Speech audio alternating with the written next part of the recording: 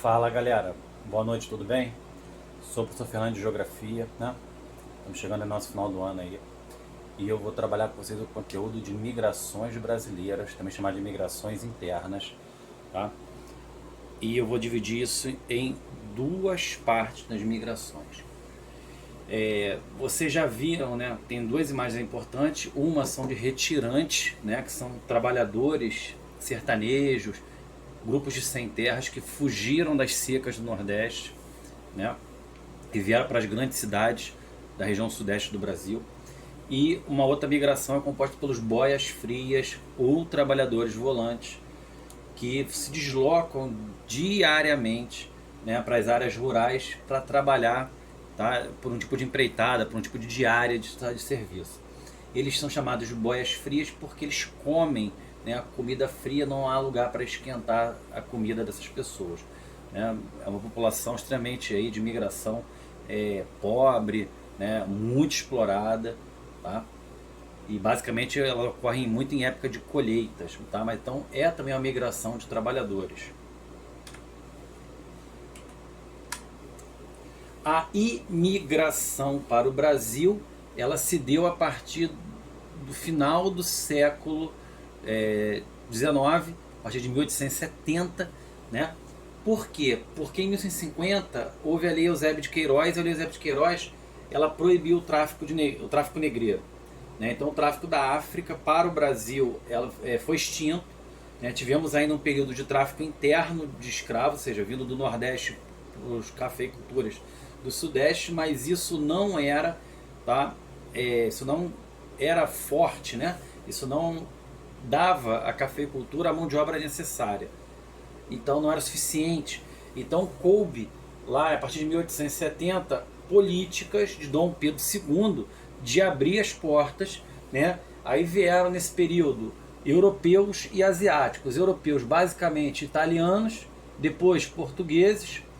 Aí tem outros grupos aqui, mas vieram espanhóis, alemães e no caso aqui russo a gente chama de eslavos.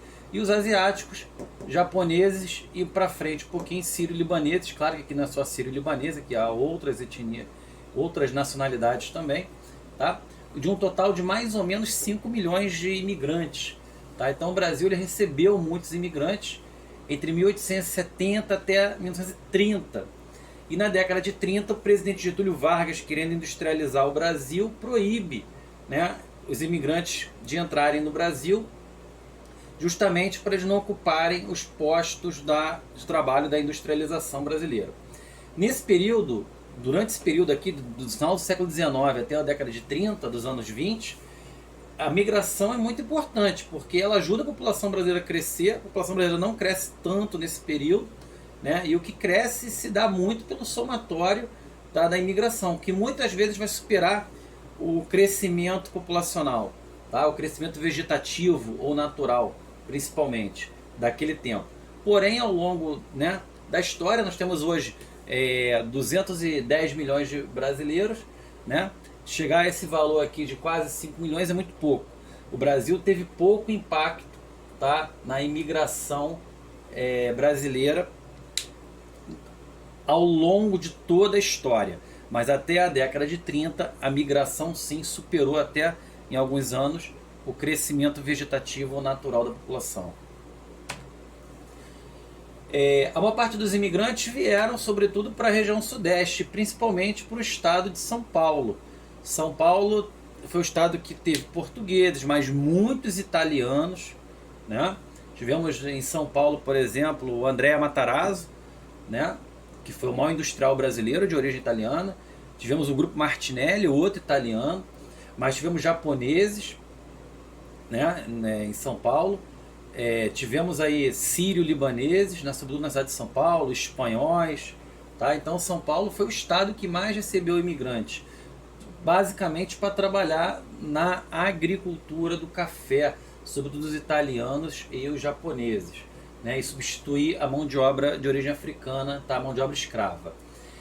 No Rio de Janeiro, por exemplo, vão entrar muitos portugueses, né? Vão entrar no Rio de Janeiro também alguns finlandeses, alguns alemães, para fazer a política de branqueamento da população, o Rio, que é a capital. Então é muito comum a fundação, por exemplo, de Petrópolis, Teresópolis, Nova Friburgo, né, com colônias europeias, e Penedo, né, a pequena Finlândia, para branquear a população da província, né, da capital do Brasil. E a região sul do Brasil, que era a região menos ocupada, vão ser ocupadas basicamente por eslavos, principalmente eslavos no Paraná, alemães em Santa Catarina e italianos no Rio Grande do Sul. Então, no sul do Brasil tem a questão do povoamento, tá, desses imigrantes. Já as migrações internas, aquelas que ocorrem dentro do Brasil, elas apresentam 3 características básicas. Primeiro, a população brasileira migra demais, né? O Brasil é um país que tem uma grande mobilidade interna, tá? Mais de 1/3 da população do Brasil vive fora do seu município, da sua cidade, de onde nasceram. Segunda coisa, os fluxos migratórios internos são motivados por questões econômicas, né? Busca de emprego, melhor condição de vida. Nós não temos nenhum fluxo migratório motivado por questão de guerra, não há um conflito interno, uma guerra civil ou uma grande calamidade natural que fez as pessoas migrarem para outras regiões. E a terceira característica é que os movimentos migratórios são interregionais, ou seja, são entre regiões, né? E foram responsáveis pela ocupação de grandes extensões do território brasileiro. Até hoje ocorrem esses fluxos migratórios interregionais e vão ocupando, né, novas áreas do território brasileiro. Talvez o maior fluxo migratório que nós tivemos durante o século XX, né, talvez não, o maior, né, em si, foi o êxodo rural, que aconteceu entre a década de 40 até os anos 90. Né? Foi o principal deslocamento de pessoas do século XX que partiram das zonas rurais em função, vamos lá, êxodo rural, saída do campo. Então, por que as pessoas saíram do campo? Primeiro, no Brasil nós temos concentração fundiária, os camponeses não têm acesso à terra. Isso já nos anos 40. Na década de 60, o campo passa por um processo de mecanização, né, de modernização do campo. Então se expulsa a mão de obra. A pobreza, né, no campo e a falta de empregos melhores, de condições de trabalho melhores no campo. Basicamente eles vão sair do Nordeste brasileiro, sobretudo da Zona da Mata, que é uma zona de concentração populacional e concentração de terras. Vamos lembrar que nós temos aqui grandes latifúndios do cacau e sobretudo da cana, né? Fizeram com que milhares de nordestinos viessem, sobretudo para o Sudeste. E no Sudeste que, entre aspas, ofertaram, né, um número de postos de trabalho pela indústria. Obviamente não foram esses trabalhadores camponeses desqualificados que foram absorvidos pela indústria. Eles passaram a vir para a região sudeste, né, buscar emprego. Só que esse êxodo rural acabou acelerando algumas coisas. Primeiro, acelerou a urbanização, né, das cidades do sudeste. As cidades do sudeste passaram a ter mais habitantes. Isso provocou o processo de metropolização, ou seja, o crescimento das metrópoles. A região metropolitana de São Paulo, do Rio de Janeiro, de BH. O crescimento físico das grandes cidades, né, sobretudo um grande processo de favelização, de precarização de habitações, e isso também intensificou um fenômeno que a gente chama de terciarização da economia, né, ou hipertrofia ou inchaço do setor terciário. Nós temos um setor de serviço e de comércio muito precarizados, né? Os postos de trabalho são precarizados, muito em função de você ter muita gente trabalhando desqualificada nesse setor terciário. Então os salários são mais baixos, a informalidade é muito alta. Então o êxodo rural acabou provocando esse processo. A região Nordeste, né, a gente fala da região Nordeste do Brasil aqui, portanto vai se transformar no principal polo de emigração do século XX, principal polo de saída do século XX. Né? O Nordeste é a região das perdas, né, da perda econômica e da perda demográfica, populacional. Então o Nordeste vai perder, por exemplo, no início do século XX, mão de obra para a região Norte, né, os chamados soldados da borracha, para extrair o látex dos seringais da Amazônia. Nós vamos ter aí, nos anos 50, muitos nordestinos vindo para o centro-oeste do Brasil para construir a cidade de Brasília, né, como mão de obra barata. São chamados de candangos, né? E esses candangos aí, esses operários que vão construir Brasília, acabam favelizando, ocupando de forma muito periférica as cidades satélites, né? Gama, Ceilândia, né? Sobradinho, lá do Distrito Federal, né? Ao redor de Brasília, também favelizando essas cidades. E na região sudeste, né? Principal polo de chegada dos nordestinos.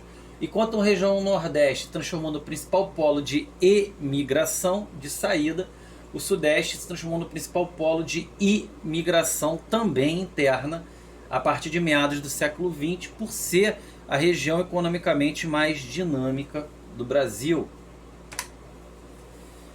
Nos anos 90, né, acontece o sentido oposto, ou seja, a região sudeste do Brasil, a gente vai falar que ela vai passar por uma crise urbana. A metropolização, a urbanização acelerada, concentrada e caótica do sudeste provocou fuga das indústrias, desemprego, aumento da violência, favelização, aumento do custo de vida. Então muitas indústrias saíram do sudeste e foram para a região nordeste, onde os impostos são mais baratos, onde a mão de obra é mais barata e onde o governo federal investiu em algum tipo de infraestrutura. Então muitas indústrias foram para Bahia, foram para Pernambuco, foram aqui para Fortaleza, por exemplo, no Ceará. Então o Nordeste nos anos 90 foi uma região que passou a ofertar empregos. Então houve uma saída de pessoas, né, descendentes nordestinos do Sudeste brasileiro em direção à região Nordeste do Brasil. A gente chama isso de migração de retorno. Tá ok, gente? Vou parar por aqui. Essa é a aula de migração 1, tá? Quem puder, volte à escola. Fale com seu amiguinho. A escola tá com todos os protocolos de saúde em dia, tá? E podem me procurar lá na escola que em breve estarei lá com vocês, tá bom? Próxima aula eu fecho o resto da parte de migração. Grande abraço.